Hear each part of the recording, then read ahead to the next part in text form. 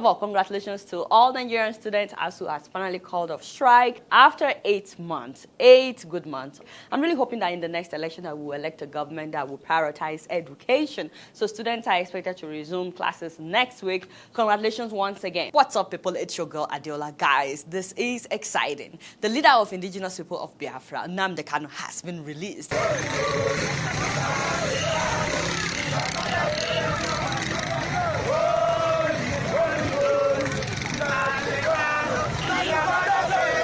Finally, it's been more than a year. He was arrested in June of last year, all the way from Kenya, brought back to Nigeria, and he's been in prison since then, going to court from prison, which is so not fair. They didn't even grant him bail. So on Thursday, he's been declared free by the court. The court is also saying that he's been acquitted and that all the terrorism charges against him have been dropped. The Court of Appeal has struck out the 7-count charge preferred against leader of the indigenous people of Biafra, Nnamdi Kanu, on grounds that the lower court lacks jurisdiction to entertain the matter. The appellate court held that Mr. Kanu, having been extradited from Kenya without following the extradition rules, was flagrant disobedience of the rules and a clear violation of his rights. However, the Attorney General and the Minister of Justice, that is Malami, is saying that that's not the end of his case, that they will be taking the case to the Supreme Court. He's insisting that the man was not acquitted, even though the appellate court is saying that he's been acquitted. He's saying that he's not acquitted and that they would pursue the case and take him to the Supreme Court. So, of course, we'll keep you guys posted on that.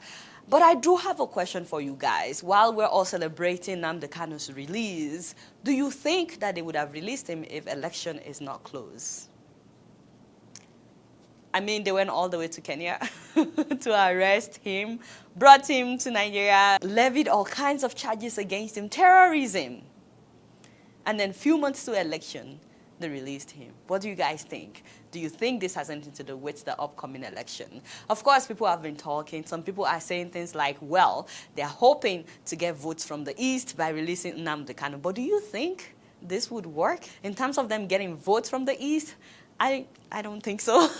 I'm sorry, if you're from the East, you love Nnamdi Kanu, and you are trying to decide whether to vote for APC or not, will this make you vote for APC? Also, some people are saying that in the last election, Nnamdi Kanu had told his followers not to participate in the election, not to vote. So they are saying that the federal government may be hoping that Nnamdi Kanu will say the same thing again in this coming election, and knowing fully well that a lot of people in the East will be voting for Peter Obi. They're speculating that this would limit the vote for Peter Obi. I don't know. I don't know. Do you think that could happen? I mean, all kinds of speculations.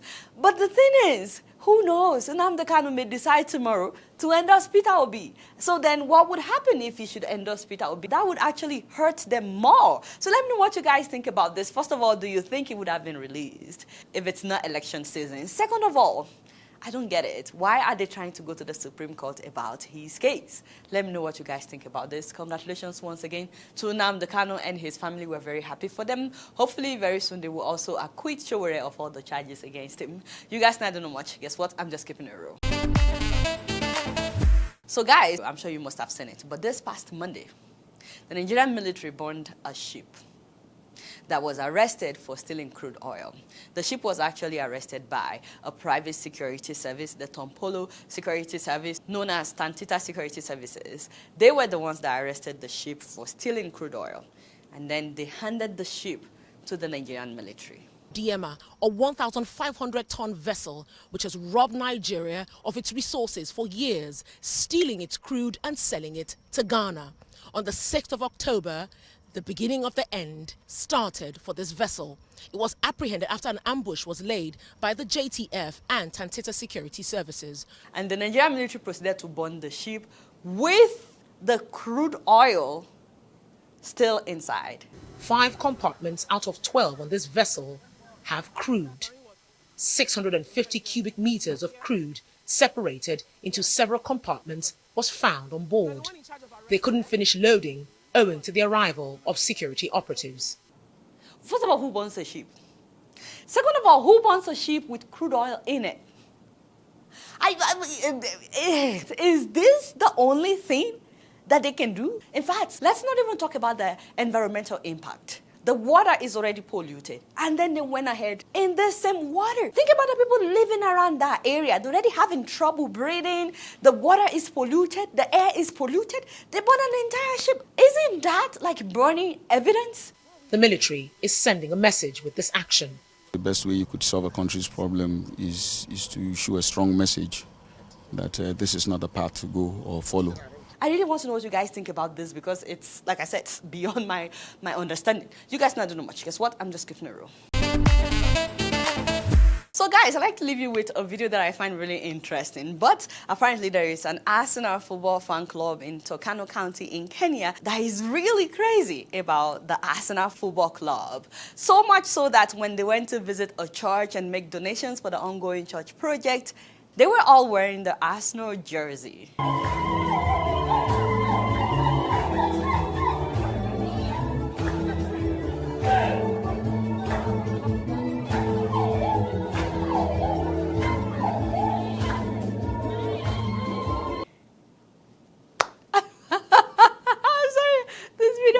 Circulating online. Like, really? This is how much we are crazy about football in Africa. Now, I'm so happy for them, you know, congratulations. You can find their Facebook page even. They really pride themselves in, you know, supporting this team. But as Africans, though, do you guys think it's about time we start thinking about supporting our own African teams as well? And I know I'll get a lot of backlash, and I'm not saying you shouldn't watch or support Arsenal or Manchester, you know, Chelsea, whatever it is, whatever team you're supporting, it's fine by me. But when will African teams also be this popular and make this much money as these other team members in Europe are making? Let me know what you guys think about this. Congratulations to the Arsenal group in Kenya. We're happy for you. You guys know I don't know much. Guess what? I'm just keeping it real.